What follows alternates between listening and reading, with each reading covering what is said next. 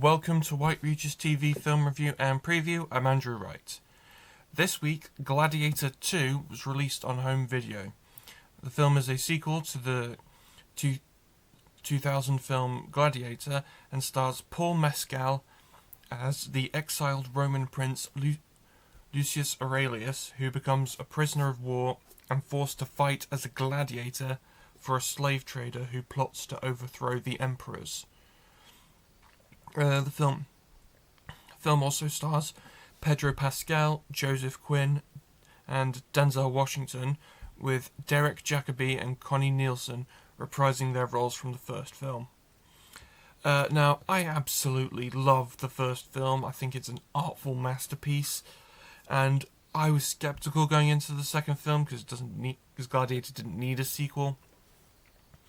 But my expectations were exceeded. The performances of the main cast were excellent. Mescal, Pascal, Quinn, Washington all gave great performances, and it looks excellent with exciting battle sequences and an updated look to help it stand apart from the first film. So I gave the film 5 stars out of 5.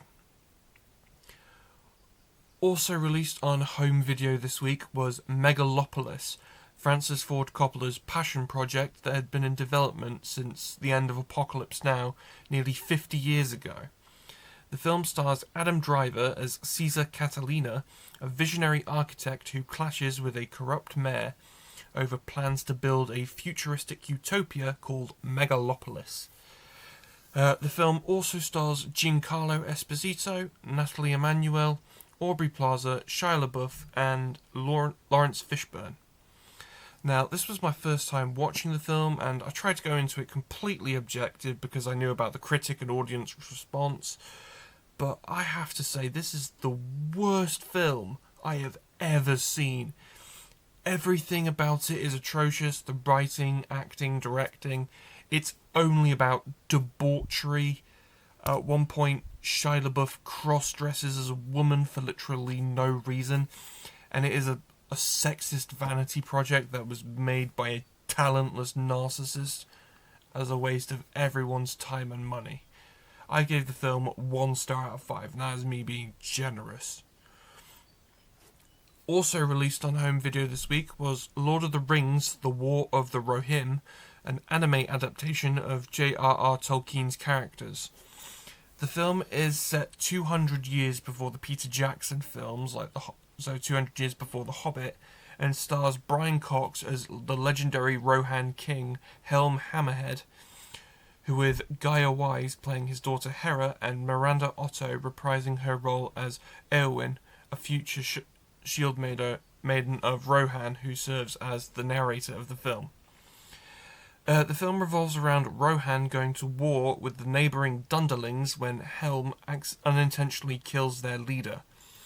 So I went into this as not the biggest fan of Lord of the Rings, but I love anime, and I have to say this film is extremely disappointing. The story is weak, as it essentially boils down to medieval sexism and the villain's warped childish ego, and the fact that it's primarily produced in English by Americans works against it, since it's primarily American produced, despite having a Japanese director and predominantly Japanese crew. The fact that Americans have a monopoly on the production means that the film does not have a unique Japanese perspective. So I gave the film 2 stars out of 5. That's all I have for this week, but be sure to check back next week where I'll be reviewing the home video release of Wicked. Now back to Gary in the studio.